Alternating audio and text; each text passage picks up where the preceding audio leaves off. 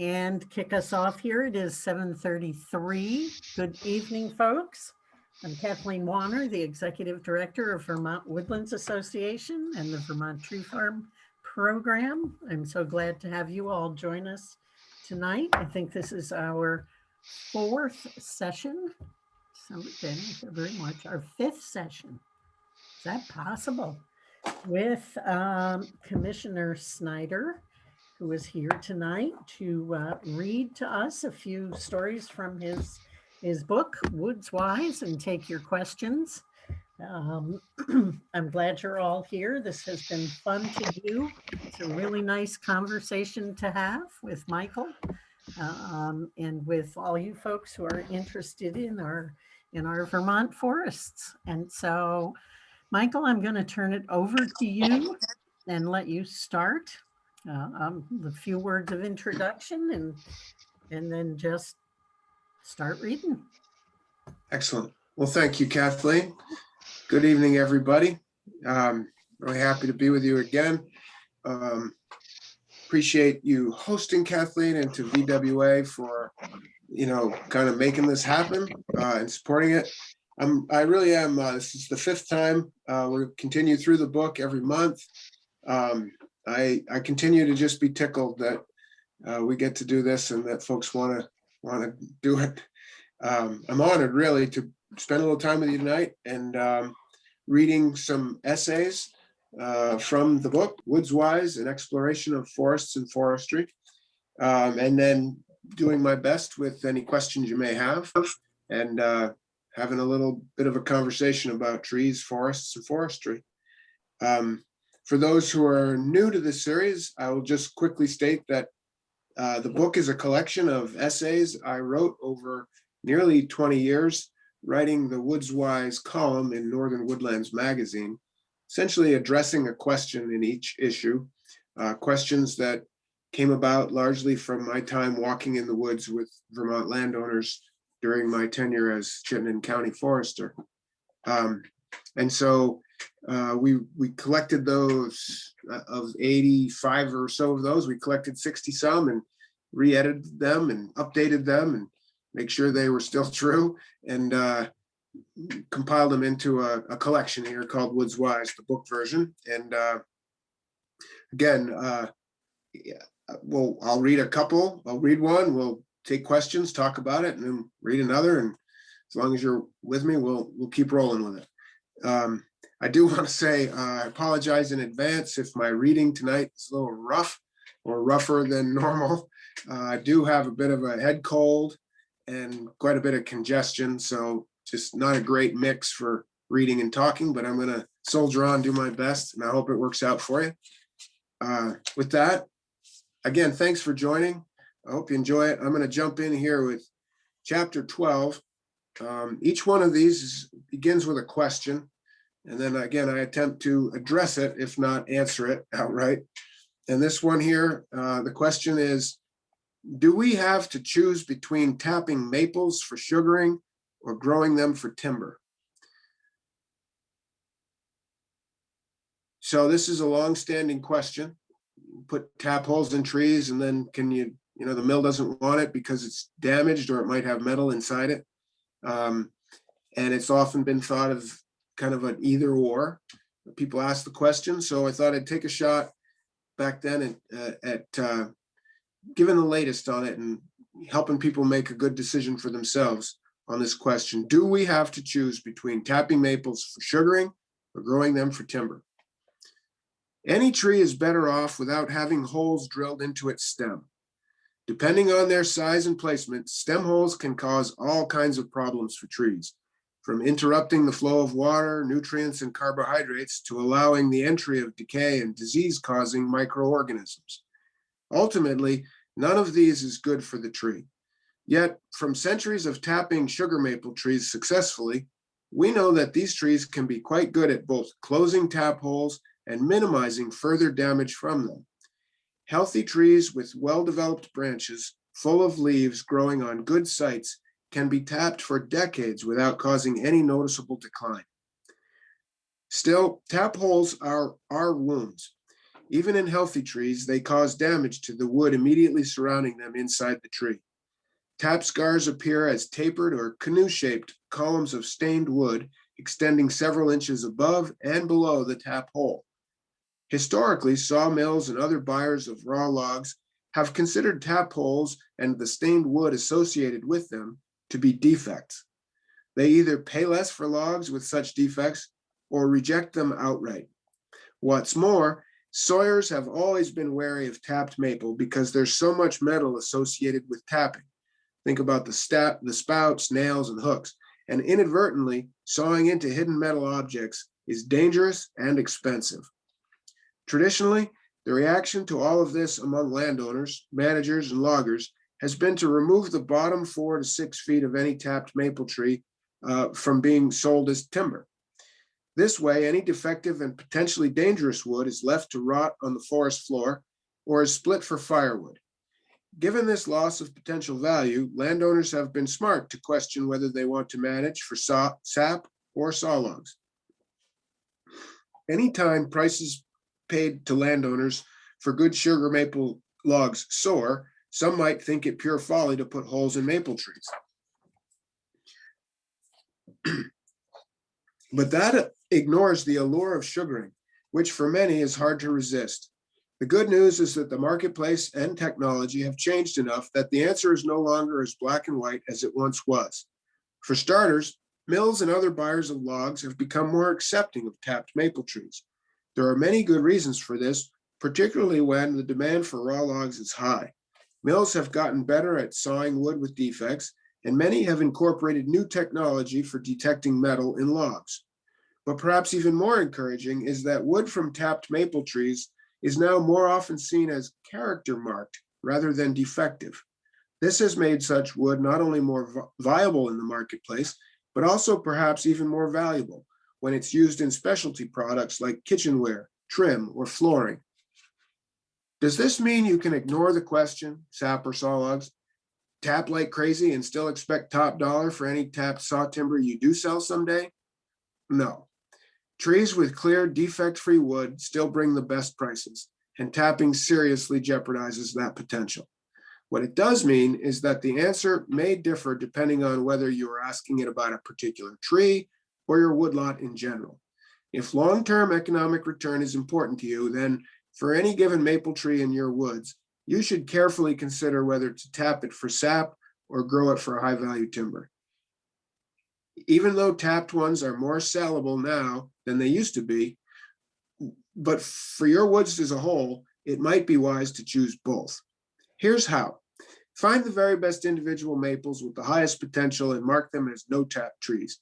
Do your best to grow them for sawlogs and, where possible, veneer. Even a few of these scattered among your sugar bush can pay for a lot of tubing and defoamer.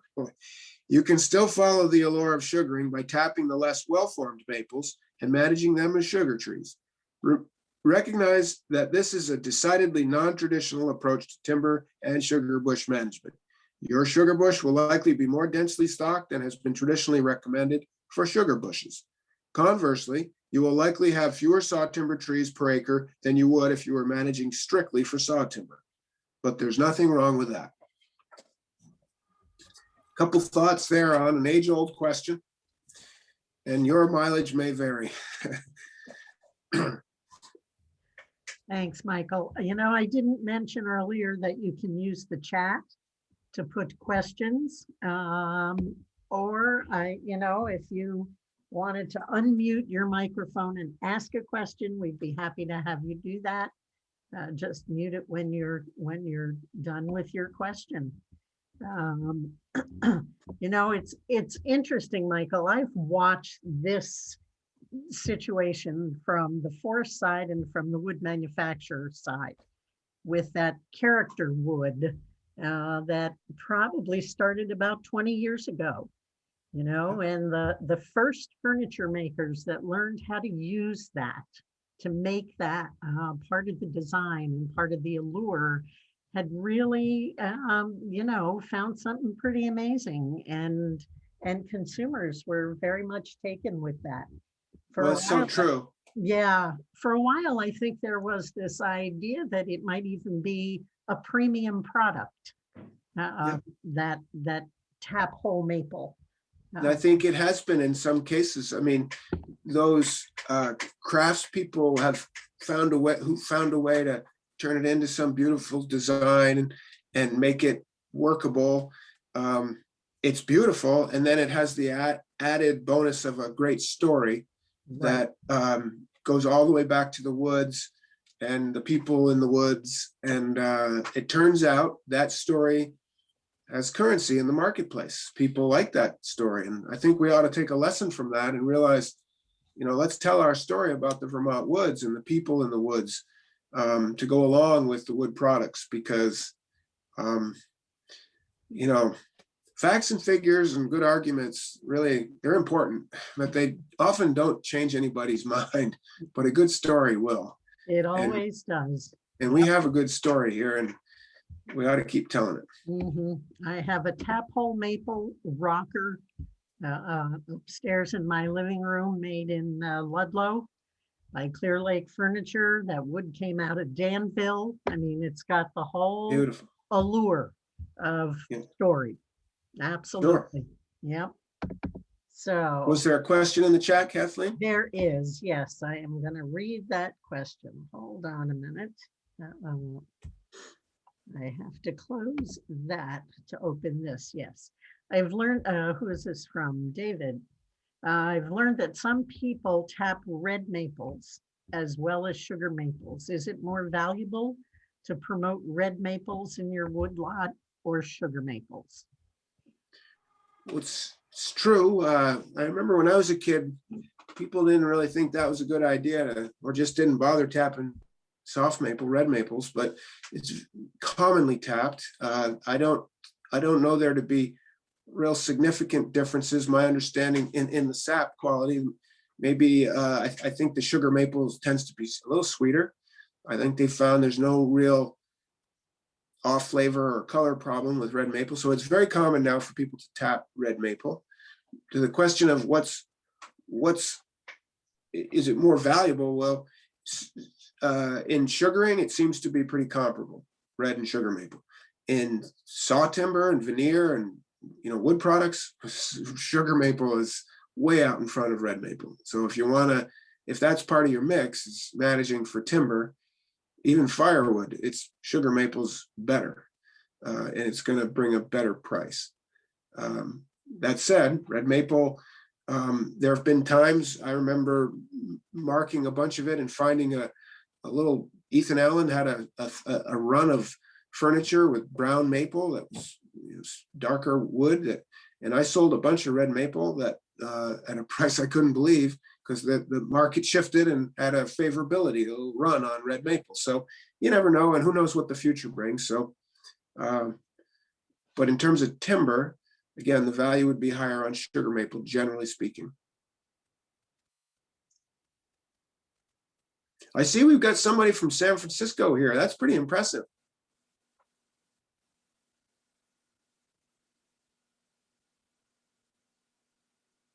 How do you know that, Michael? Well, I don't know. I see a gentleman sitting by I think it's the Golden Gate Bridge, isn't it? Oh, That's only the background. I'm down here in North Haven, Connecticut. I That's the couldn't resist. yeah. get varied backgrounds rather than my junky office. Another one, Kathleen, or shall I jump ahead and read another one? Are there any other questions? I see a hand going up here. We're happy to take any questions. Absolutely. Do our best. Mike, the use of plastic spouts must remove some of the danger of sawing into a sugar tree. It's true. Another aspect of this, though, if you have a young maple woods, is the issue of pruning and thinning. I have a beautiful maple tree, but it doesn't have a single log in it because it's all branch. It's growing out in an open field. Right. So there's that issue of form. exactly. The ability to generate sap. And that open grown maple with all kinds of branches and leaves everywhere, that's what you want for maximizing sap production, is a lot of leaves. So that's a better form. As you say, it's not going to work out for saw timber. So pay attention to that and where you're growing them, and pruning can mitigate that to some extent. So yep, that's a really important point to keep in the mix, is work with what you got. And that's certainly, you want to beat your head against that, trying to turn that tree into a saw timber tree. But that's a heck of a, tapping tree. Thank you. Other comments or questions?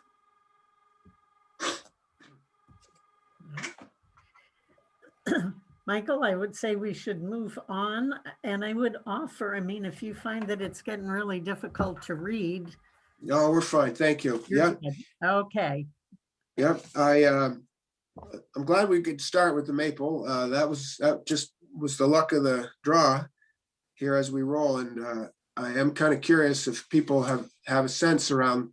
I'm sort of crowdsourcing my maple report here. So anybody wants to weigh in, please do. And how's it going? I'm hearing mixed reviews, and I'm kind of curious. Got people from around the region. If any of you are sugaring or know of a neighbor or friend or somebody who is, love to hear what you're hearing out there as we begin April and wind down the season. I'm kind of curious how it's going for folks. But we'll move on here and get to chapter 13, asking what's the difference between needles and leaves? What's the difference between needles and leaves? Ask anybody to draw a leaf, and damn few would draw a pine, spruce, hemlock, or fern needle. And even fewer would draw the green scales of a northern white cedar leaf. Most would choose maple or oak, right? But leaves they all are, despite so many differences in their size, shape, and approaches to the very important business of being a leaf. Let's begin there. There are certain things that all leaves do, regardless of their shape or size or whether they are evergreen or deciduous. Notably, all living leaves absorb sunlight and carbon dioxide from the atmosphere and mix them with the water and elements they wick from the soil in that marvelous free lunch called photosynthesis. They do this to make carbohydrates, which fuel their own existence and growth. It is an imperative shared by all leaves. Accordingly, both evergreen and deciduous leaves make and use the pigment chlorophyll, and so both appear green. Both release oxygen as a byproduct of their self-feeding ways, and both leaf types provide food and homes for all manner of animals, great and small. From there, though, it's mostly differences. For starters, and with rare exceptions like tamarack, evergreen leaves remain on the tree much longer than their deciduous counterparts. Despite the misleading name, evergreen leaves are not green forever. Leaves remain on the tree continuously for several years, as many as 10 for some spruces, but eventually whole cohorts turn yellow, orange, and brown, and then are shed, replaced by new leaves in the spring. In this way, the tree remains evergreen, but it does so with different age classes of leaves. We also know that evergreen leaves look, feel, and even smell very different from deciduous leaves. They tend to be linear and smaller, more compact, and less flat. They appear, well, more needle-like than leaf-like. They are sticky to the touch when broken and typically have a pungent evergreen smell. There are additional, if less visible, differences. Evergreen leaves often have a blue-white wax-like coating, and their stomates, the pores through which they exchange oxygen, water vapor, and carbon dioxide with the atmosphere, tend to be sunken below the surface, unlike the obvious veins of broadleaf trees. Evergreen leaves typically bury their vascular systems deeper within, surrounded by the photosynthetic cells closer to the surface. Taken together, these traits suggest a tree built to make do in harsh environments. Think winter, when water can be very hard to come by and there's nearly continuous abrasion from wind, snow, and ice, and relentless browsing by hungry animals. If a tree is to keep its leaves through winter, they had better be very tough and good at minimizing water loss. That tree's life is at stake. Thus, our evergreen intrigue. Hardwoods go out in a blaze of color at the first hint of cold, and nobody can blame them. Imagine what would happen to those flimsy leaves in winter. Evergreens persist, and we've got to ask, how? An evergreen's tendency toward conical form and clustered leaf arrangement allows it to shed snow while still capturing light. Compact needle shape and waxy coverings minimize water loss, and not having to make new leaves in the spring seems to be an effective cost-saving measure. The tree gets several years of production to pay off the costs of its leaf making. Being able to photosynthesize during winter, whenever temperatures, sunlight, and moisture allow, can be a real advantage. Many studies indicate that while northernmost evergreens develop such deep cold tolerance that they do not photosynthesize in winter, many of our temperate evergreens, such as red spruce and balsam fir, do. This is only an advantage if the trees can balance production with protection. But given climate change and future weather, and a future where weather might become more extreme, it's an advantage that someday may really pay off. I don't know if folks have ever really stopped when you're walking through the woods and think about how different broadleaves are versus needle leaves and what that means and what it represents. And Michael, when did you write this? Just out of curiosity, because I'm thinking about the last sentence, you know, given climate change and a future where things may be more extreme, are we beginning to see that? I mean, are we looking at that change now, and is it the same story today, or would it be a little different? I don't recall which year this one was. I mean, I look it up, but off the top of my head, I don't know.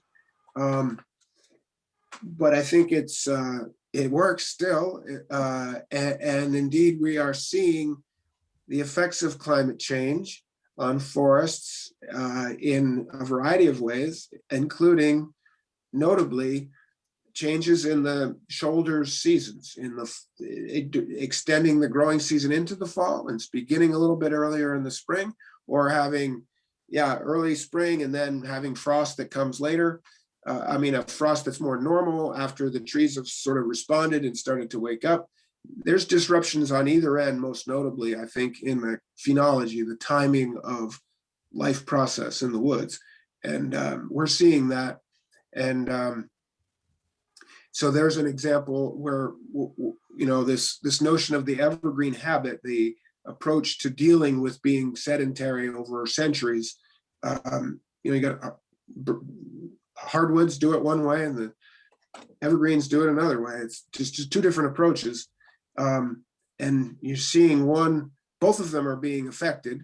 And I think, you know, what you say here at the end is, I think it's still, we're seeing it and it's kind of early in this experience. But as we watch, it's an amazing array of impacts. You know, the timing of so many things are tied to the timing of bud break and leaf expansion. Think about insects and the birds that are related to the insects and depend on, and those timings, those sequences are all synced up. And when one gets out of sync, oh boy, a lot of things can go wrong after that. That's the kind of thing we're starting to see. I think we're all banking on what we're speaking about here is these two marvelous pathways to life in the northern woods as a tree. They've figured out how to deal with an incredible range of conditions. And that's the secret to trees, really, is they're among the most genetically diverse organisms on the planet, if not the most. And there's a reason for that. They can't move. They're going to be there for a long time, so they're going to see a lot of change. And so they're pretty well built for change. And that's what is remarkable about climate change is it's outpacing that normal ability to go with change. It's outstripping the tree's incredibly deep ability to deal with change. And we're seeing that. There is a question here from Trevor.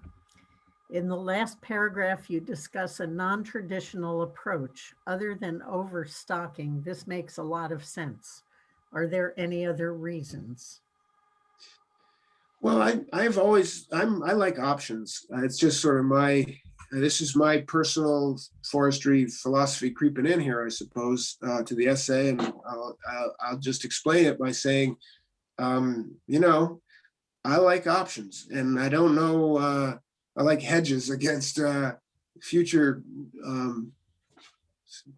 shocks. So I think that's what appeals to me about it is you have a little bit of this, a little bit of that. So, we have a tapping program on state lands where we license certain areas of state forest to sugar makers, but we reserve certain trees from being tappable. Those very highest quality trees where a tap hole would reduce their value, they're veneer quality trees, and we reserve those. And I think that makes a lot of sense, this idea of mixing the portfolio. And again, it's keeping your options open. You don't know what's coming, and having a little bit into the high-end timber and enjoying the sugaring. Kind of nice mix. I saw one pop up here. It's not very consistent for me, but about a veneer quality tree. Asking what is. There's one question before that from Eleanor. For Okay. timber production, on which type of evergreen is preferred? Is there more value in cedar? Well, for timber, there's value in all of these trees, right? And there's multiple values. So if we're talking strictly about timber value, white pine and spruce are particularly the highest quality, are going to be your best bet there for just raw timber value. Hemlock, for example, and fir being much lower comparatively. Cedar is an interesting specialty kind of product, and good quality cedar can bring a good price. It also offers a variety of markets for fence posts and cedar panel, kind of like finished material. So you've got little options there that can bring a good price. It really depends on the quality of the stem and the proximity to markets, but they all have some value for softwood value for timber. With fir and hemlock, I think being safe to say would be on the low end. And so Eleanor's follow-up there is, what is a veneer quality tree? I'm sorry to jump past that. A veneer quality tree is it's the very best quality trees for wood production, and a very particular type of wood, that is the so-called veneer. So when you think about paneling, plywood, many pieces of furniture will have maybe even a hollow core or some lesser wood interior, and then they're surfaced with the veneer, a very thin layer of really nice wood. And it's made by basically peeling the tree, unraveling it almost like a roll of paper towels, where you're pulling a thin sheet off, and the stem of the tree is spun against knives, and you're peeling off this thin sheet. And because you're getting a lot of surface area with beautiful grain and color, a lot comes off. There's just a lot of value there. And it can only be done with the straightest trees, with the fewest defects. So a veneer is the highest value product. And the veneer quality tree, veneer can only be made from the very straightest. I don't want to say the best trees, because the best tree could be a lot of things, but it's the straightest tree, tend to be large diameter and free of defects like bumps and blemishes and dents and cavities and fungi. They're smooth and tight and straight and large, and they're worth a lot of money. And here's a comment from Michael answering your earlier question about sugaring this year. We tapped 20 trees this season for our small operation. Very strange weather, but have made almost 5 gallons. very sweet. So at 1 quart per tap, we are about normal. Yeah, Today's quart per some- tap is classic measure. Yeah, Mhm. for Today, you. some buckets are clear, others are yellowing. So I don't know what part of the state that is. good to hear. Mhm. Yeah, that is That's in East Montpelier. East Montpelier. Okay, Excellent. yeah. That's Mike Twain. I love it. Yes, that's who it is. Yeah. Yeah, and that is interesting because I've been curious about the sugaring season this year too, all over the state. It certainly Yeah. varies, as we know. Strange weather. So feel free to share. What's next, Kathleen? I'm sorry, say that again. I just said, what's next, Kathleen? What's next? Yeah, okay. Well, I want to remind people that they can share their sugaring stories in the chat there, because it's nice to get that firsthand information like we just got from Michael. So are there any other questions before we move on? Oh, yes. For Hey. sugaring, I heard some folks are vacuuming the sap out of the trees. Is this okay? I think this is I think I cover this maybe later in the book. It's a great question. This idea of putting trees under vacuum, pulling sap, it stands to reason. Well, what does that do to the tree? I'm happy to tell you that this has been looked at by our friends principally at the Proctor Maple Research Center facility in Underhill of the University of Vermont's Maple Lab, basically, and done extensive work looking at fascinating stuff. You know, the idea was that they're like pulling the insides of the tree out, or like the cells would be being pulled from the tree, and they analyzed the sap content and basically found no difference. And what vacuum does is more of a physics kind of thing than a biology thing. It's the rate of flow is proportional to the difference, the gradient, and inversely proportional to the resistance, like the difficulty of flow. This is Ohm's law. Think of in electricity, but the analog works perfectly here. And the idea is you can increase the rate of flow by messing with those factors, and by lowering the pressure outside the tree, you can increase the differential and thereby increase the flow rate from inside the tree to outside. So putting vacuum on it is lowering the atmospheric pressure basically outside. When you connect to the tree, you're just increasing the rate of flow. So the effective difference is on kind of low flow days or drippy days, you can kind of get a good run happening because you've got a little extra pull, but it's not pulling anything out of the tree. That's the short of it.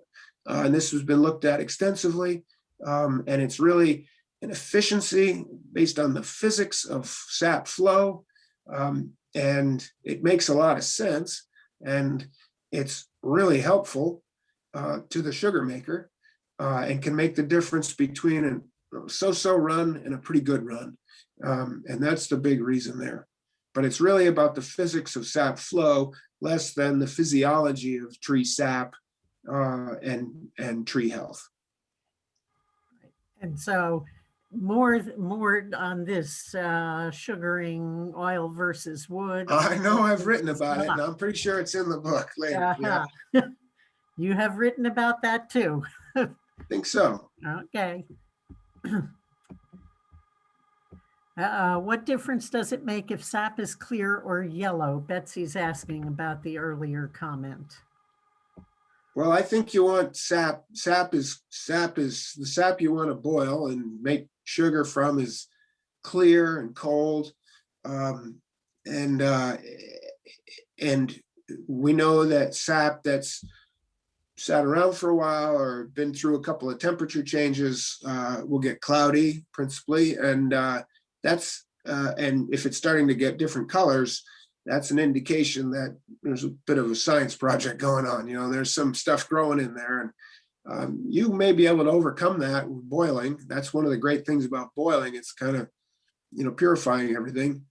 But it can also contribute off flavor and off color, and generally it's to be avoided. You want good, clean, clear sap.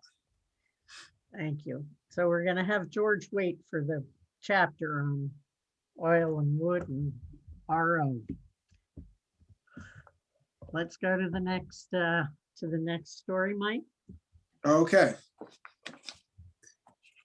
Do that. This one, chapter 14, is responding to the question, what is critical habitat?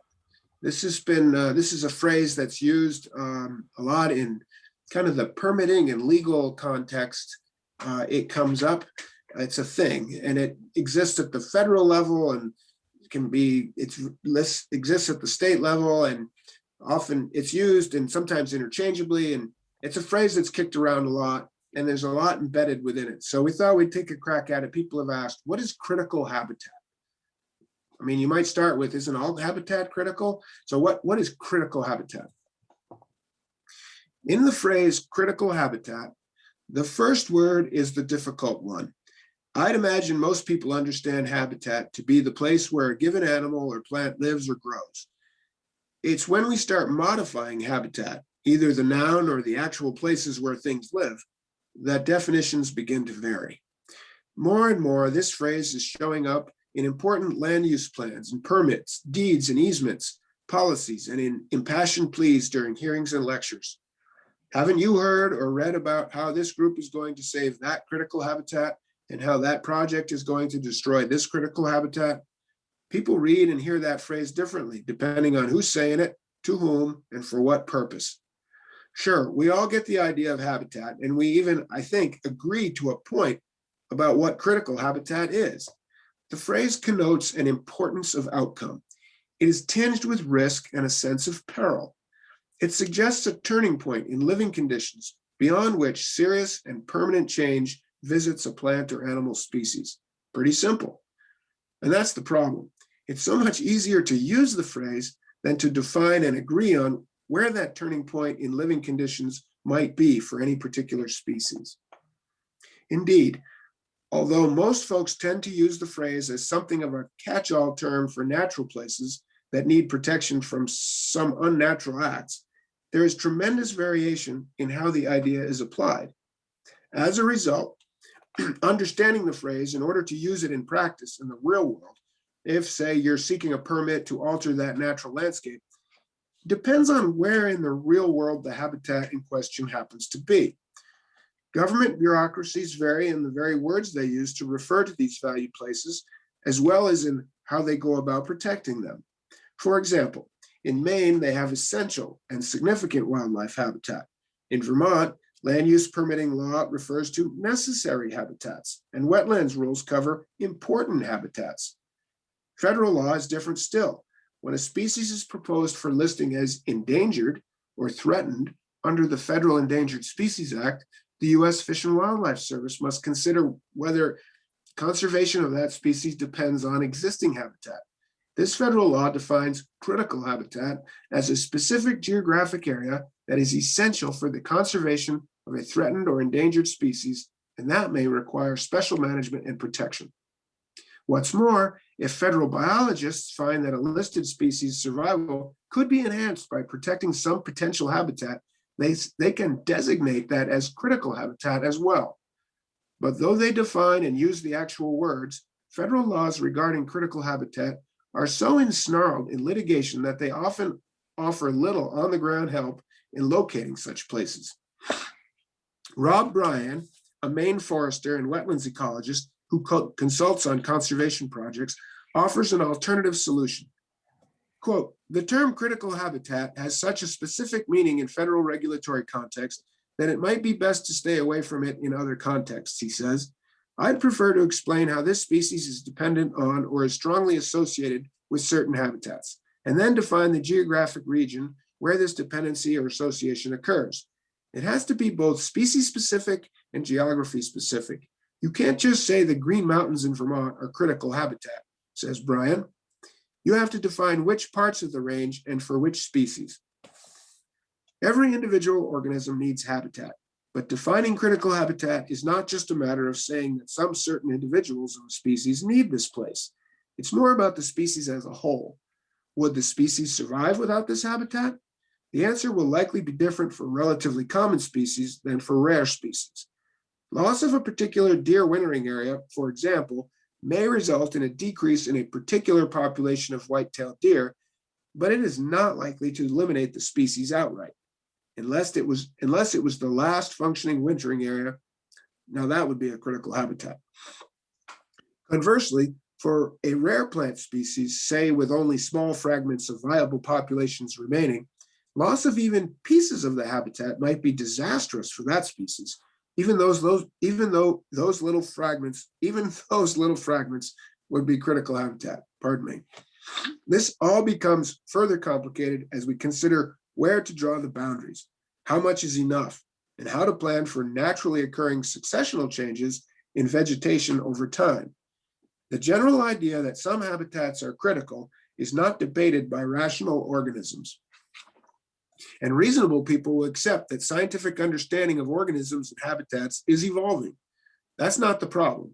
The problem continues to be in the details of determining and agreeing on which acres are critical for what and what the implications are for the rest of us.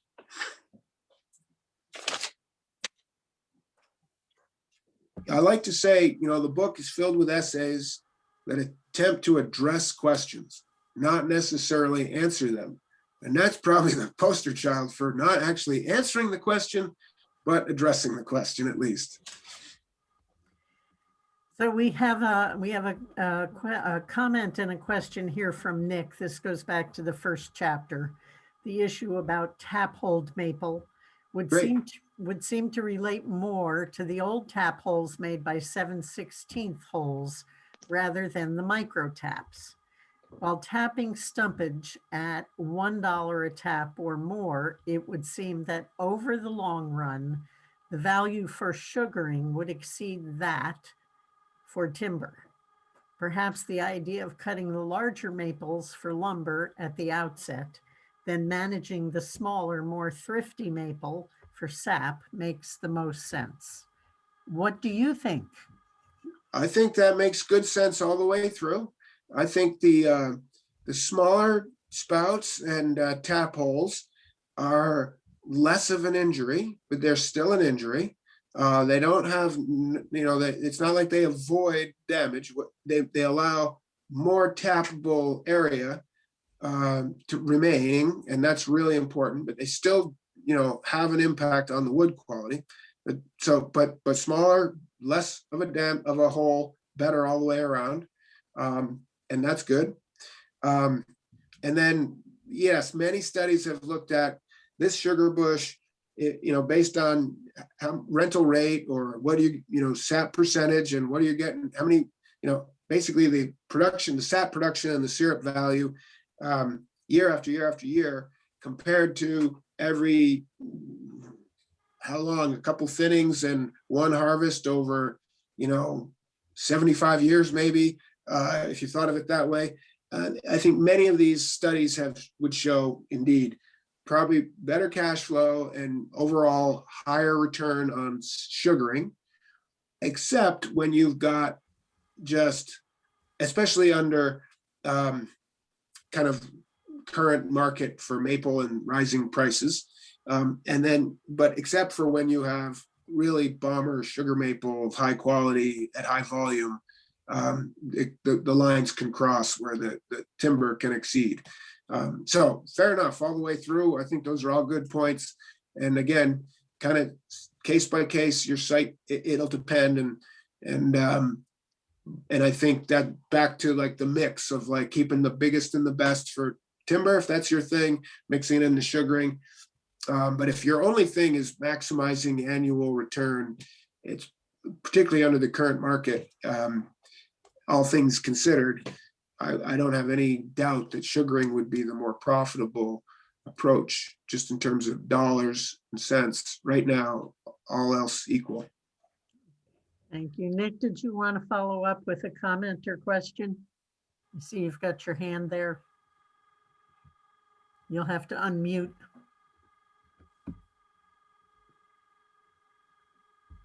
No, not hearing you. Maybe Nick's just giving me a high five there, I guess. Well, if there is something Right else, back at you, Nick. so there is a question from Trevor based on your essay. Could we not say that all forest and fields are critical habitat? Could we not say it? That's what. I'd go the other way. I think it's Could we easier to say? say it's all critical. Uh-huh. And then let's work backwards from there. That'd be my take. But I don't know. I think that actually would be my take home. It's like, it's really, like I said, we argue about what's critical, but habitat, we understand. And let's focus on the part we understand and accept that it's all important. We need all kinds, and most all of it is imperiled if you really just want to get down to it. But really, we have a chance to make good decisions. We're really lucky still, particularly here in Vermont. Again, I'll take this moment to thank VWA, Vermont Woodlands Association. This is the woodland owners of the state. As a forester, as commissioner, I like to salute you all, the woodland owners. You make it all possible. And that's why it looks the way it does. It's why we have these enormous benefits that we all enjoy: scenery, clean air, clean water, flood resilience, biodiversity. And that's all public benefit from private woodlands. You get to decide. And we still have a chance to keep it going and get it right.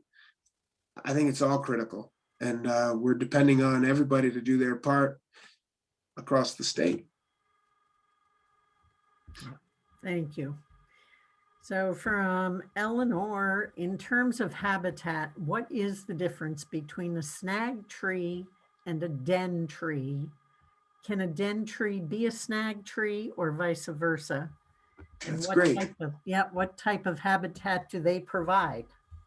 So I would start with the snag is a tree that basically is dead and in various stages of falling apart.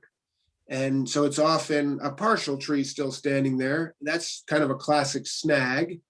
And what's great about snags is they do a lot of different things, including being sites for cavities, dens. Was it dens or cavities? Den. Yes. A den. So cavities in the tree that become dens for any number of animals. And that's kind of the principal value of snags, is the wildlife habitat value through the cavities that can become dens, they're perch sites, there's roosting sites, they're exfoliating bark that bats hang out under. Like, these are really important. They're hotspots. A dead tree, there's a lot of life in a dead tree. That's the point. And a healthy forest has a certain percentage of dead trees in it. Maybe 15, 20% of the trees can be dead, and it has this enormous value through physical sites for habitat, as well as nutrient cycling, a slow decay and dropping of material that's reincorporated into the soil. It becomes a place where other plants can grow. So snags are really important, and they include dens and cavities and all manner of other habitat values. Thank you. And so David Mears. I bet he's going to define critical habitat, because David. No, he's not. He's got quite a question here for you. Okay. That ends with insert a smiley face symbol here. So Great. I think I have to go, Kathleen. yeah. With the decline of grassland birds, particularly flying insectivores, due to the loss of critical grassland habitat, should we convert more forests to fields? There's the smiley face. And I'm just gonna reply by saying, I'm no April Fool. But I appreciate the attempt, David. my good friend David Mears. You know, maybe, but I wondered about this whole doing this on April Fools, right? I'm gonna stay straight, folks. I'm mighty tempted. I have to say, I guess I can't resist. I for years writing for the magazine, I always wanted to do an April Fool's edition. And I would tell the editors, it would be so great. Like I could do a Woods Wise, an April Fool's version of Woods Wise, where the question, if you understand, like, I go on a little bit about this stuff, and some of the, as I've said, some of the questions I don't really answer. And so I thought the question could be, what time is it? And I could go on and on in the response, telling people how to build a clock. He didn't think it was, he had the same reaction as you all did. And so Eleanor is asking you now about the conversion of forest to silvopasture. That is a term we hear a lot lately. Yes, it's interesting. This is a component, as I understand it, of a larger realm of agroforestry, which is a term that I actually like a lot more. I'm excited by that. The idea that farms would incorporate more forest attributes is no surprise to me. Yes, I bet your farm will be better if you have more tree and forest kind of stuff going on in your farm. That will enhance your farm, but it's kind of tough on the woods. And so I do kind of draw a line here where, and in fact, in current use, we've said this, that forested pasture is a good thing. You want trees with your cows, that's a good thing. But pastured forest is not okay because it's a bad mix for the trees. So you have to kind of choose, are we farming or are we having a healthy, functional forest? And I think, maple is a really great example. Sugar maple, it's notoriously shallow rooted. Those fine roots are very important. Hooves are really tough on them. They're tough on the soil, they're tough on the water quality. So it's a challenge to maintain a healthy forest with a bunch of grazing animals. And so traditionally we've kind of drawn a line and fenced the cows out of the woods. As if you're going to be serious about forest land as a healthy functioning forest. But again, if you want to run the cows in the woods, I say great. And I bet the cows will be happier and healthier. But I think you want to think about that more as now that's pasture. It's not the woods anymore. Totally fine, your choice. But if you're serious about the woods, I think you need to fence the animals out. Some people are gonna see that differently. I'm just shooting straight with you. That's my take on it. And it's based on the understanding of tree growth and the impacts out there. So silvopasture, I think, is brilliant, again, because you're incorporating elements of the forest into the farm place. And I just think it's important to be intentional about that. It's a farm context as opposed to a forest context. And that's a totally good thing if it's your choice. But I don't want people to be deluded into thinking you can have both. I don't think you can have a fully functioning forest with a farm in it. But it's an awfully good thing to have in your farm. And Nick, I see your hand is up again. Do you have some microphone, a question you want to ask? I bet it's a good one. I'm not hearing you. I don't see that you're on mute, but you may be having an issue with your microphone. Is anybody here, Nick, who can maybe translate it in for us? No, sorry. I have a question. Great. We'll go back to the maple syrup. It's a two-part question. The first part is 5 to 15 years ago, people were talking about cutting off sugar maples, capping them 3 or 4 inch tree, I think. Yeah, And actually taking the sap out that way, that's the first part. Whatever happened to that? I only read one article about it. And the yeah, it second, came out with, it was work done at Proctor Maple Research Center again, and really interesting stuff. And I guess they had some significant positive results. I'm gonna admit, at the time, I just thought, I don't get this, and how can that be sustainable? And I cannot explain it. And I have similar take. It's like, well, I guess it went away because we haven't really heard much of it. There was a patent, there was a bit of fanfare about it, and who knows, maybe it's coming back, but I really have not heard one thing since. And I'm not surprised because I never really quite got it, as how you could keep it going. That's pretty rough on a tree, part of what I thought of was we're so lacking in early successional growth in Vermont. Our forests are maturing faster than we can cut them.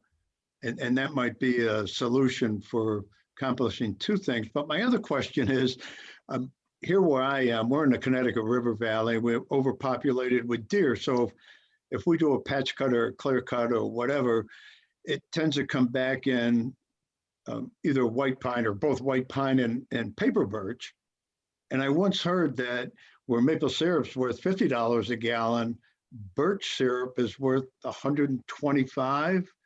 But again, I haven't heard anything going back to cutting off the sugar maples at 4 feet above the ground. And I haven't heard any more about birch syrup, which yeah, is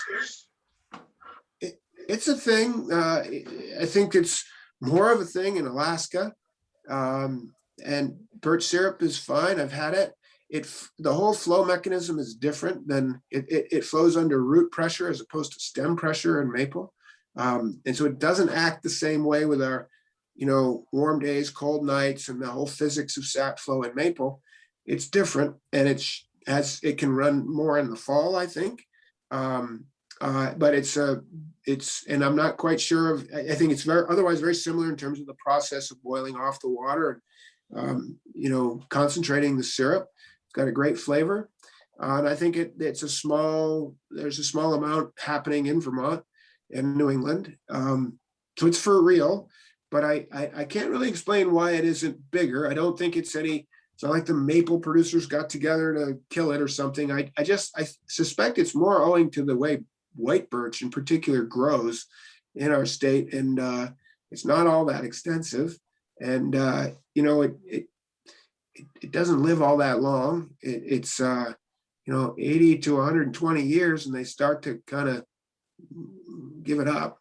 I don't have a good explanation for why there isn't more of it, because it is legit and it's a fine product. I also don't know that the market demand is really there. You mentioned a good price. I don't know of that. I don't dispute it. I just don't know how extensive it is. And whereas maple is growing, I understand the pandemic's been very good on maple production. Actually, a lot of kids at home eating pancakes, I suppose. And so anecdotally, I've heard that maple sales are up. So Mike. the only reason I ask is when we get the regrowth of white pine and paper birch, between 15 and 20 years, the white pine shade out the paper birch. And of course, they're very shade intolerant and they're gone. Right. And I didn't know if when they're 3 or 4 inches in diameter, if we cut them off and tap them off the top. That's an interesting question. I mean, you could tap them. I don't know about, cutting them off, because like I said, the flow of the sap is very different. And I know that study that was working with chopping off the maples, that was maple. And I do know that the flow mechanism in birch, as I say, is root pressure. When you cut a birch tree, you'll see a lot of sap exudate on the stump. Often yellow birch shows this. You'll see that pink slimy growth on there. That's because it's the roots, the sap in the roots is under pressure, and you cut the stem and it all comes out. So I think that'd be worth looking at. You might be able to do it, but I suspect whatever was working in that trial with maple might not apply because of the different way the tree species moves sap. And then again, maybe it'll work even better. I don't know. It's worth checking into. Like you say, they're not going to be there long. The pines are going to outdo them, and you can get something from them in the meantime. What a cool experiment. Let me know how it goes. Send me some syrup, please. Okay, one quick question. I guess I thought it was limited to paper birch, so you can also get yellow birch sap. I think I've only It's heard, sweet. I mean, yellow birch does produce sap, and it's got a, the stems have that, the twigs have that wintergreen flavor. But no, like you say, it's, as I understand it, the syrup making in birch seems principally in white birch, paper birch. I know yellow birch does produce sap, of course, but I don't know that people are making syrup from it. So, right, it's the paper birch. Thank you very much. You bet. So Michael, Nick is just wanting you to know his problem is technical, not a lack of voice.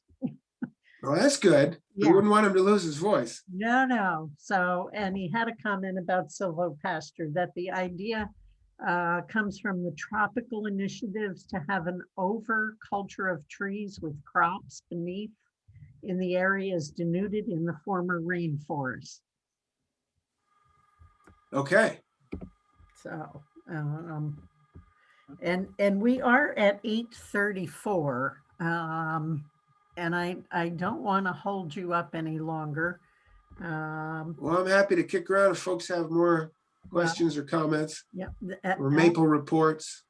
Okay, Eleanor does have a question about how much pressure is in a tree. It's significant. So boy, what units are we going to use here? Inches of mercury, pounds per square inch. I'm not sure how to express it, but the best way would be just think about a squirrel crawling out on a sugar maple branch and nibbling at the bark, making any kind of a hole, and what happens? Sap starts, really dripping, running out of it. That's not gravity alone. Of course, gravity would play a little bit of a role in the flow, but it's driven by the differential. There's positive pressure within that tree. It's built up inside because of the freeze thaw thing.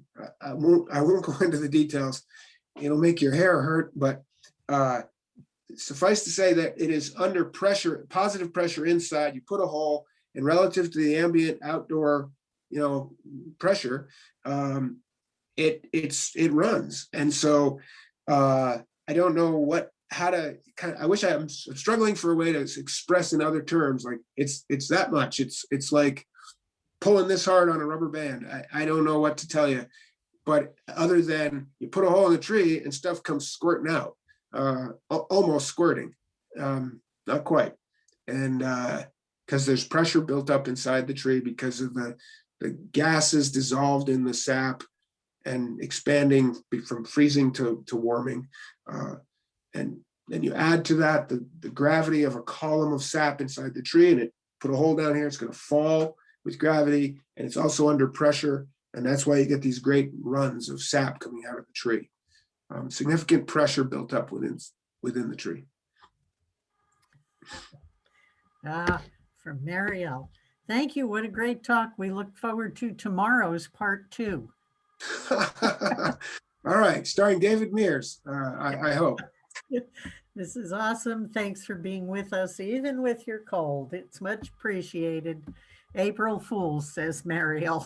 Yeah, right. Nice. Right. Well, So again, thank you all for even, just the idea of wanting to talk trees and forests and forestry, and makes me happy to know you're out there, and hope you all stay well, and we'll see you next month. absolutely. And I want to remind our foresters that you need to let me know if you want credit for tonight.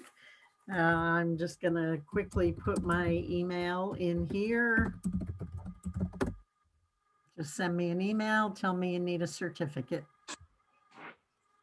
Thanks for being here. It's been a good evening. Glad Night all. you could join us, Michael. Thank you so much. Take care of that cold. Go We'll be rest fine. someplace. Thank you. Okay. My pleasure. Good night.